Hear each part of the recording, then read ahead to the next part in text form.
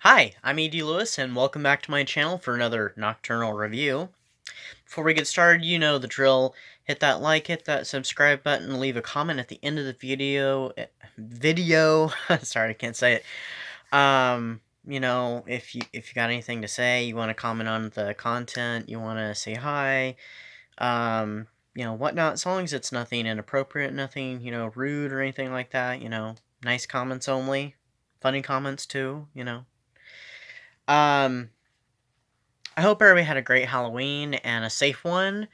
Um, and yeah, the Halloween was a little different this year, so I mean, I hope everybody found some way to celebrate safely and still in a fun way. But it's November now. We're heading toward Thanksgiving. We're headed toward the crazy part of the calendar year. This video was actually the video I actually had planned for my next one, not this one, but I decided to switch around what I was going to do this time. I'm going to do next time instead. I also plan to do a TBR at some point too of the books I'm planning on reading within the next 12 months. One of them I've actually, well, a couple of them I've already started before already. And I have a couple other videos planned for the through between now and the Christmas holiday. So anyway, for this review, I'm reviewing the book My Friend Nick by Joseph Hood. He's an indie writer, very talented writer, and he actually has a follow-up book to this out right now. It's called The Bride of Warren. That will actually be on my TBR and my TBR video. I don't have a copy yet, but I do plan on procuring one. And because I would like to have them all, all the books I plan on reading, so I can be like, oh, okay, this is what I'm reading, this is what it's about. Since I haven't done a TBR video before. I need to stop talking about my future videos and just talk about this one. So anyway, like I said, he's a very talented writer. This is a horror novel, not gothic this time, but I've kind of been switching back and forth between horror and gothic. Just nothing wrong with that, because I like horror too. It was published last year, so this book's just a little over a year old. It came out right before Halloween, and his most recent book actually just came out right before Halloween too.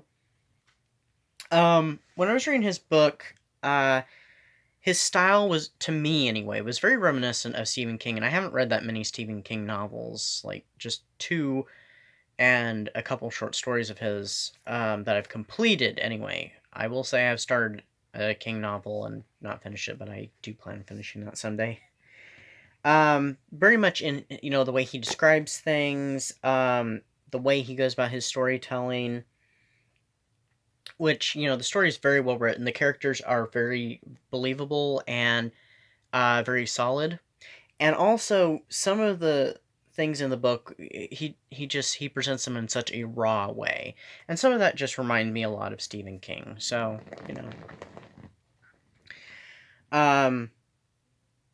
But this book was crazy for me. I mean, I thought it was just kind of unnerving. And I think that's just part of the magic of this book. And I'm not sure if I want to mention this now or I want to mention it later. I keep looking at my notes.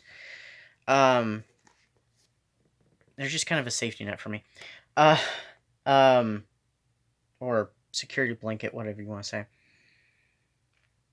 I was very emotionally invested in this book, and especially at the ending, like toward the ending when things were piling on top of each other, we were getting to that climax and, into the falling action and everything. I was just like, I even gasped and threw my hand over my mouth. And I usually get emotionally invested in a lot of books I read, whether if they're good writing or not good writing, but this one I was really emotionally invested in. So, I mean, I'll even watch movies I've seen many times, and I'll gasp when something happens, even though I know what's going to happen. But, I mean, this was a little different. I was just so shocked by some of the stuff that happens in this book. I was not expecting it. It was, yeah. But anyway, let's get on with my brief description, preview of what this book's about. So, the Westman family, John, Debbie, and 7-year-old Emily, which Debbie and Emily are kind of more of the main characters of the story, have moved out to a small town named Dalton. John is away from home, about 3 hours away, working at a film studio, helping to bring his late father's work to life. Which I don't want to say any more about that, because I'm trying to do very little spoiler, especially with this book. I mean, because, yeah, we're not going to go there. I don't want to spoil it. I just want to, kind of tell you, kind of give you a general view of it without giving too much away. So anyway, so Debbie and Emily are left all alone in the house. John had just barely been there before he had to leave. And so, they're just trying to adjust to life in this small town. I mean, they get involved in a little community meeting place, and Debbie tries to entertain Emily best she can, but Debbie is kind of uneasy. She's recovering from a bunch of things that have happened in her past, and also the community is really strange, and so she's left by herself and just with her daughter, so she has a lot of things on her mind besides getting the house together and taking care of Emily, and just all this alone time just really kind of seems to, weigh on you, weigh on her, like it generally does when, you're by yourself for a lot and your mind just starts to wander. And so, and you review things of your life and stuff, and so that kind of thing is going on with her. And Emily is not taking any of this very well at all. She's missing her father, she's missing where they used to live, and even this other little girl who she was friends with, she thinks about a couple times, and she really wishes that she could be, back home in, I think it was Redview. So,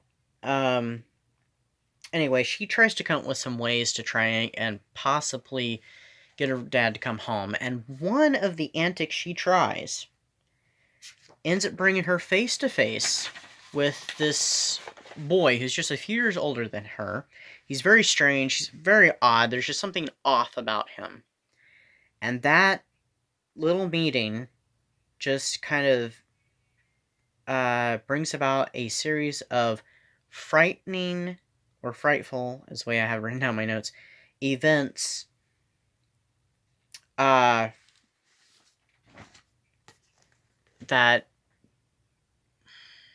deeply impacts their small little family. And that's where I want to cut it off, because, I mean, I just finished this recently, and I was just, like, in awe. It is a page-turner, and there's a lot of backstory that you do learn, and it does flip between characters. You get Debbie's point of view, you get Emily's point of view, you get the point of view of a couple of the characters, including John. And, I mean, there's more I could say, but I'm afraid it'll spoil it, and I don't want to do that. So, if you like horror and you kind of like a little bit of family drama, I'd check this out.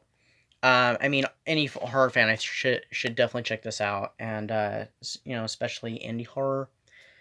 And like I said, it might just be me, the Stephen King thing, but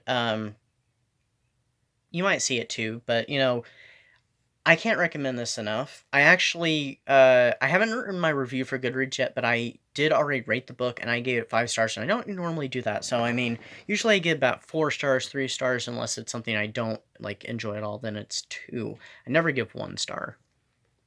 But 5 star I definitely reserve for, pretty much some of my top favorites, and this book was a top favorite. So, I mean, check this out. I don't think I can praise this enough.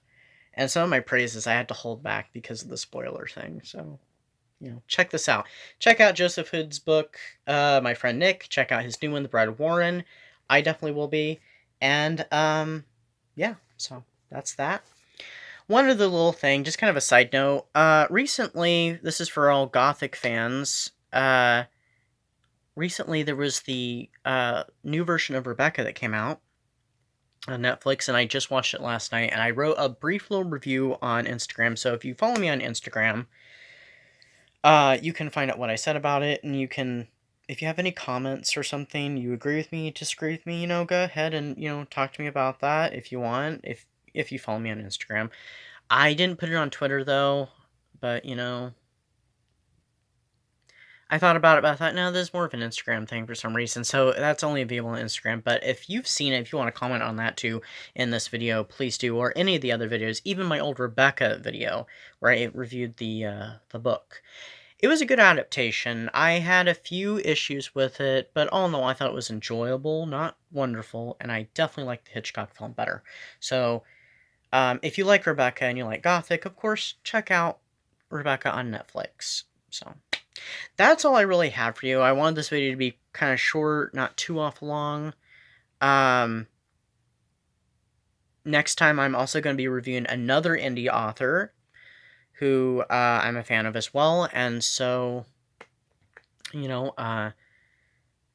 stay safe, and I'll see you next time on my channel. So, follow me on Instagram, Twitter, Bookbub, Goodreads, and visit the official Facebook page of my novel, The Crystal Bridge House, which I recently dropped the price of the paperback down to $9.99, because I think the old price, for me personally, I thought, you know what, that is a bit much. I mean, a lot of books that are the regular paperback style, like this, as opposed to mass market, a lot of them are expensive, and $9.99 I think is a much more reasonable price, especially since paperbacks have gone up.